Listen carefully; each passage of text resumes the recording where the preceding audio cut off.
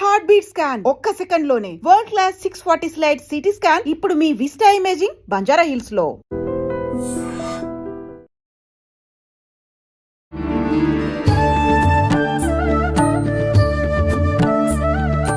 నమస్కారం, welcome to I dream. ధర్మ మార్గం విత్ విజిత కార్యక్రమానికి స్వాగతం. ప్రస్తుతం మనతో పాటు ఉన్నారు ప్రముఖ జ్యోతిష వాస్తు పండితులు బ్రహ్మశ్రీ అన్నవరపు తిరుపతి మూర్తి అవధాని గారు. ఇప్పుడు గురుగారితో మాట్లాడతాం. నమస్కారం అండి. పరమేశ్వరార్పణం.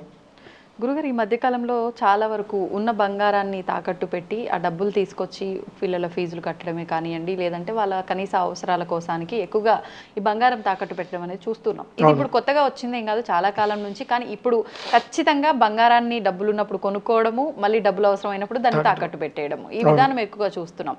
అంటే మన వస్తువుని మనం అమ్ముకోకపోయినా ఒక దగ్గర తాకట్టు పెట్టినాము అంటే అది మళ్ళీ తెచ్చుకునే వరకు అది మన వస్తువు కానే కాదు, అసలు వస్తుందో లేదో కూడా తెలియదు.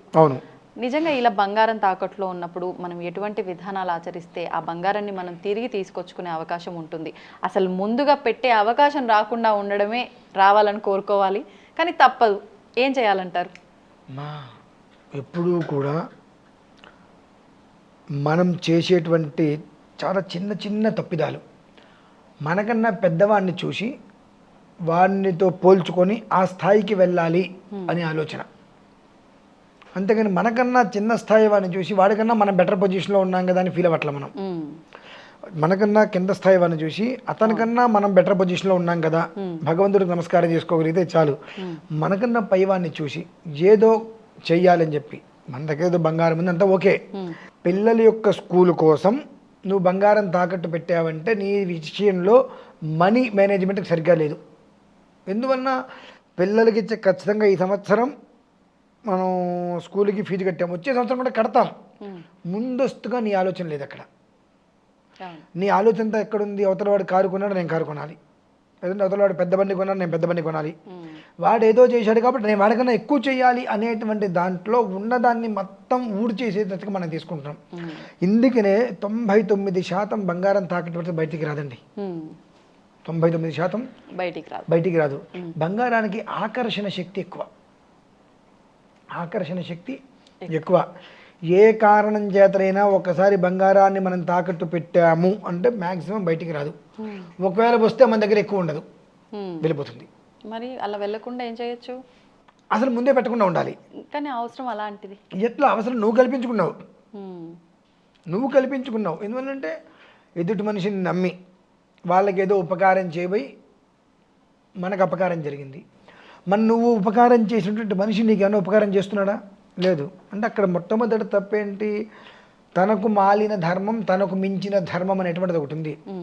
నీ దగ్గర ఏది ఉంది, ఏం వ్యవస్థ అంతవరకు చూసుకొని నువ్వు ఏదైనా చేయాలి తప్పితే నీకు మించి నువ్వు ఏదైనా చేద్దామనుకుంటే అది తలనొప్పితో సమానం.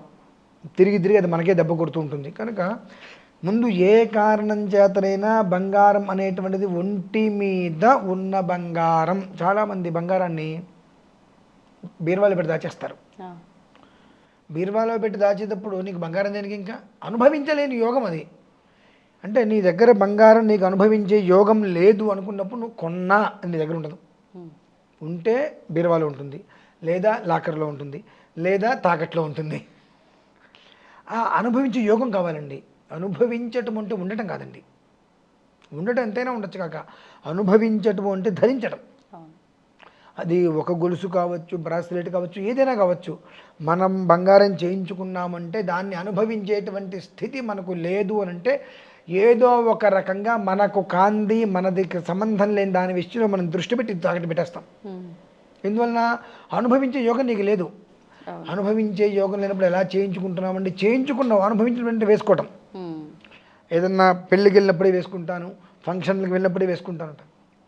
బంగారం ఒంటి మీద ఉంటే ఆరోగ్యం, ఆయుష్, ఐశ్వర్యం ఎప్పుడు వృద్ధి చెందుతుంది.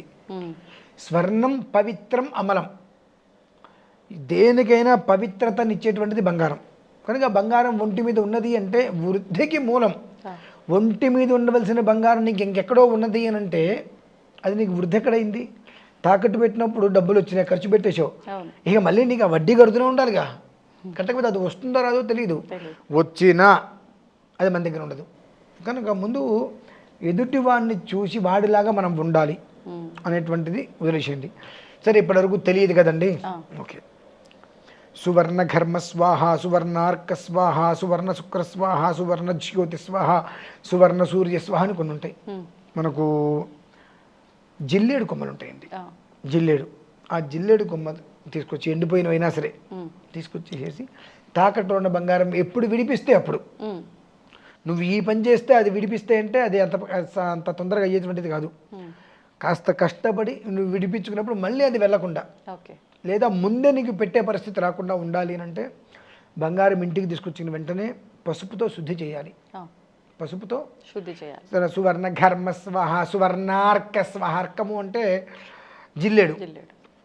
ఆ జిల్లేడు ఒక ఆకు కానీ కొమ్మ కానీ తీసుకొచ్చి దానికి చుట్టి సూర్యుడిగా అభిషేకం చేయాలి. ఆ జిల్లేడు కొమ్మకి దాని మీద అట్లా అభిషేకం చేసినట్టుగా శుద్ధి చేయటం. కొన్ని రకాల శుద్ధులు ఉంటాయి. ఆ శుద్ధి చేసి తప్పన్న తాడన అని ఉంటుందండి వాటికి. బంగారం కాలుస్తారు కదా, కాల్చి కొడతారు కదా, తప్పన్న తాడన, దానికి ఆ ఒక్క దోషం ఉంటుంది. దాని నుంచి ఆ దోషం పోవడానికి శుద్ధి, ఆ శుద్ధి కొన్ని ప్రక్రియలు ఉంటాయి. ఆ ప్రక్రియలను అనుసరించి ఆ శుద్ధి అనేటువంటిది చేసుకొని ధరిస్తే నీకు దినదినము వృద్ధే. ఈ సిరి సంపదలు అనేటువంటివి అన్ని రకాలుగా వృద్ధే, కానీ డౌన్ఫాల్ అవ్వటము, మనం దాన్ని తీసుకెళ్ళి తాకట్టు పెట్టాలి అనేటువంటి స్థితి రాదు.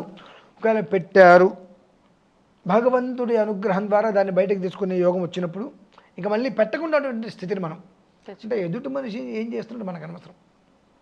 మనం ఉన్నంతలో ఎలా ఉన్నాం, మనకు వచ్చేటువంటి సంపాదన ఎలా వస్తుంది, ఎప్పుడు ఒకే రకంగా వస్తుంది మనం చెప్పలేం. వచ్చే సంపాదనను అనుసరించి మనకు పెట్టేటువంటి ఖర్చుని జాగ్రత్త చూసుకుంటూ, మనకన్నా కింద వాడిని చూసి మనకన్నా తక్కువగా ఉండేటువంటి వ్యక్తులు ఉంటారు, వాళ్ళతో మనం బెస్ట్ కదా, మనకన్నా పై వాడిని చూసి మనం ఎదిగేదానికన్నా అంతవరకు ఉండాలనేటువంటి ఆలోచన ముందు ఉంటే ఖర్చులు అదుపులో ఉంటాయి.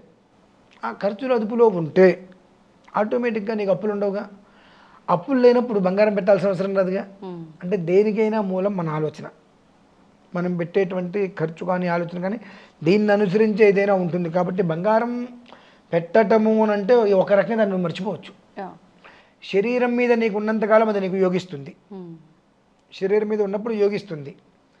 ఎప్పుడైతే నీకు ఆ యోగం అనేటువంటి నువ్వు దోపలు పెట్టుకుని దాచుకోవడం మొదలు పెట్టావో, ఇంట్లో దాచుకున్నా, బీరువాలో దాచుకున్నా, ఎక్కడ పెట్టినా ఒకటే. ఇంకా దానివల్ల ఎలాంటి ఉపయోగం లేదు, యూజ్ లేదు. పెట్టుకుంటే డబ్బు వస్తుంది, దానికోసమే ఇప్పుడు కొంటున్నారు బంగారం. అంతకుమించి వేరే 2 లక్షలు 5 లక్షలు ఉన్నాయి, అది బంగారం కొనేస్తున్నారు. ఆ అవసరం అయితే బ్యాంకులో తాకట్టు పెట్టేద్దాంలే, కొనే ముందే నష్టపోయి కొంటున్నావు. 5 లక్షలని నువ్వు బ్యాంకులో పెట్టుకుంటే ఎంతో కొంత వడ్డీ పడుతూ ఉంటుంది, నీకు అవసరమైనప్పుడు ఉపయోగిస్తాయి. కానీ బంగారం కొనేటప్పుడే నష్టంతో కొంటున్నావు. ఆ తర్వాత నువ్వు దాన్ని తీసుకెళ్ళి బ్యాంకులో పెడుతున్నావు. ఆ బ్యాంకుతో వాడు ఎంత డబ్బు ఇస్తున్నాడు, దానికి మళ్ళీ వడ్డీ. ఈ 5 లక్షల రూపాయలు ఎప్పటికీ సమకూర్చాలి నువ్వు, మళ్ళీ దానికి వడ్డీకి బ్యాంకులోంచి బయటికి తెచ్చుకోవాలంటే అవుతుందా? నువ్వు వచ్చినట్టుగా పాలకో, పెరుక్కో, కూరకో, దానికో, దీనికో ఏదో ఒకటి పెట్టేస్తున్నాను. కానీ అవి మీకు రావాలంటే చిన్న ఉపాయం. చిన్న ఉపాయమే, చాలా చిన్నది. ఇంట్లో ఒక చిన్న రాగి చెంబు తీసుకొని పసుపు రాసేసి, ఒక చిన్న తెల్లటి వస్త్రం దాన్ని పసుపులో ముంచేసేసి, ఆ రాగి చెంబుకు చుట్టేసేసి పైన హుండీలాగా, ఖాళీ చెంబే పైన హుండీలాగా పెట్టి, శ్రీవారి హుండీ, వెంకటేశ్వర స్వామి వారి పెట్టి, మీకు వచ్చే సంపాదనలో ఇప్పుడు 10,000 వచ్చింది, ఒక 100 రూపాయలు అందులో వేయండి. హుండీలో 10,000 వచ్చింది, ఒక 100 రూపాయలు హుండీలో వేయండి. అది నాది కాదు, స్వామివారిది. అట్లా వేసినప్పుడు మనం కష్టపడి సంపాదించిన అది కనుక ఆ డబ్బులో శుద్ధి లేకపోతే, ద్రవ్య శుద్ధి అంటారమ్మా. అంటే మనం ధర్మంగా కష్టపడి సంపాదించవచ్చు, మనకు వచ్చిన డబ్బు కష్టమైంది కాకపోవచ్చు, ఎవరితో కొట్టుకొని ఏడిపించో రావచ్చు. ఆ డబ్బు మన దగ్గరికి వస్తే అంత ఏడుపు మనకు వస్తుంది, అంత కష్టం మనం అనుభవిస్తాం. కనుక ఆ వచ్చే డబ్బులో 10,000 వచ్చింది మనకు, 100 రూపాయలు హుండీలో, ఇది నాది కాదు, అందులో వేసి సంవత్సరానికి ఎప్పుడు మనం వెళ్తున్నప్పుడు అదే ఎవరైనా వెళ్తున్నప్పుడు ఈ డబ్బులు స్వామివారి హుండీలో వేసామని ఇచ్చేస్తే అది మొదలు పెట్టండి. మీకు క్రమేపీ ప్రతి వస్తువు ఇంట్లోనే ఉంటుంది. అసలు ఎలా వస్తుందో మీకు కూడా తెలియదు. డబ్బు కూడా అలానే ఆకర్షిస్తుంది మనల్ని. బంగారం బయటకి ఎలా ఆకర్షిస్తుందో డబ్బు ఇంట్లోకి ఆకర్షిస్తుంది. తద్వారా మనం కోల్పోయింది ప్రతి ఒక్కటి కూడా ఖచ్చితంగా వస్తుంది. చిన్నదే, ఇంత చిన్న రాగి చెంబు పెట్టుకోండి హుండీగా, ఇందులో ఒక 100, 10, 20,000 వచ్చినాయి, 200 అంటే తోచినంత వేయచ్చా? కనీసం 100, అంతకన్నా ఎక్కువ వేసుకోవచ్చు. కానీ గబిక్కిన అవసరం, అయ్యో మన 500 వేసామే, ఆ సిచ్యువేషన్ రావద్దు. 500 వేయకుండా 100 రూపాయలు వేసి ఉంటే 400 మునుగు, ఇట్లా వద్దు. అట్లా రాకుండా ఉండాలంటే 10,000కి 100, 20,000 వచ్చినాయి, ఒక 200. 20,000 200 రూపాయలు పెద్ద కష్టం కాదు, మనం బయట పెట్టే ఖర్చుతో కాదు అది. అలా వేసుకుంటూ నమస్కారం చేసుకుని ఎవరైనా తిరుపతి వెళ్తున్నప్పుడు ఆ డబ్బులు ఇచ్చి పంపించేస్తుంటే మనకు తెలియకుండా మనకు ఉన్నటువంటి రుణాలు మొత్తం తీరిపోయి మన బంగారం మొత్తం మన ఇంటికి వచ్చి మళ్ళీ పెట్టాలనేటువంటి స్థితి రాకుండా సుఖంగా ఉంటామమ్మా. అది మాత్రం ఖచ్చితంగా చెప్తా. అది ధన్యవాదాలు గురువు. పరమేశ్వర అర్పణం. And for more videos, Please subscribe to iDream channel. Subscribe to iDream Media. Please subscribe to iDream. Please subscribe to iDream. Please subscribe iDream. And please subscribe to iDream. For more videos, subscribe to iDream. please like, share and subscribe to the channel. Congratulations, iDream. Subscribe to iDream. Subscribe to iDream. So subscribe to iDream Media. iDream ki iDream team andarki huge congratulations. Please subscribe iDream Media. Please subscribe to iDream. Subscribe iDream. Please subscribe to iDream. iDream అంటే నా కళల channel subscribe చేసుకున్న నోరు తిరుగుతలేదు, మీరైతే గంట గుర్తు కొట్టండి. For more such videos, please subscribe to iDream. Subscribe to iDream. Please subscribe to iDream. Please subscribe iDream Media. Please do subscribe to iDream. Please subscribe to iDream Media. For best entertainment and information, please subscribe iDream. And don't forget to subscribe to iDream.